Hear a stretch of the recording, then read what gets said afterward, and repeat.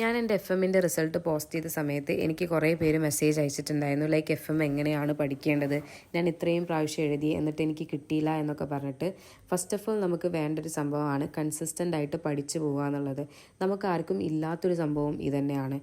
നിങ്ങൾ അന്നന്ന് എടുക്കുന്ന ടോപ്പിക്സ് അന്നന്ന് കവർ ചെയ്യാൻ പറ്റിക്കഴിഞ്ഞ് കഴിഞ്ഞാൽ അത്രയും നല്ലതായിരിക്കും. നിങ്ങൾക്ക് മാക്സിമം ആ ടോപ്പിക്സ് കവർ ചെയ്യാൻ പറ്റുന്നിടത്തോളം കവർ ചെയ്ത് പോവുക. പക്ക ക്വസ്റ്റ്യൻ പ്രാക്ടീസ് ചെയ്യുക എന്നുള്ളതല്ല. നിങ്ങളൊരു ചാപ്റ്റർ കഴിഞ്ഞിട്ട് അതിൻ്റെ ഒരു 10 ക്വസ്റ്റ്യൻസ് എടുത്ത് ചെയ്ത് കഴിഞ്ഞ് കഴിഞ്ഞാലും മേ ബി ഒരു 2-3 ക്വസ്റ്റ്യൻസ് ആയിരിക്കും ശരിയായിട്ട് കിട്ടുക. ബട്ട് ഇറ്റ്സ് ഓക്കെ, അതങ്ങനെ തന്നെയാണ്. അത് നമുക്ക് കണ്ടിന്യൂസ് ആയിട്ട് പ്രാക്ടീസ് ചെയ്ത് നമ്മളതിലൊരു പെർഫെക്ഷൻ കണ്ടെത്തും. നമ്മളതിൽ പെർഫെക്റ്റ് ആവും. പിന്നെ നിങ്ങൾ ടൈം മാനേജ് ചെയ്തിട്ട് ചെയ്യാൻ പഠിക്കുക. സെക്ഷൻ നന്നായിട്ട് ഫോക്കസ് ചെയ്യുക. അതേപോലെ തന്നെയാണ് ലൈക്ക് നിങ്ങൾ പ്രാക്ടിക്കൽ സൈഡ് മാത്രം നോക്കാണ്ട് തിയറീസും കൂടിയും പഠിച്ചു പോവുക. നമ്മളെ എമ്മിലൊക്കെ തിയറീസ് നല്ല വൃത്തിക്ക് ടെസ്റ്റ് ചെയ്യുന്ന ഒരു സംഭവമാണ്. ഭയാനകമായിട്ടുള്ള തിയറീസ് ഒന്നല്ല എമ്മിൽ ചോദിക്കുന്നത്. നമുക്ക് സിമ്പിൾ തിയറീസ് നമുക്ക് പഠിക്കാൻ പറ്റുന്ന കൈൻഡ് ഓഫ് തിയറീസ് ആണ്. അതൊക്കെ നോക്കി പോവുക.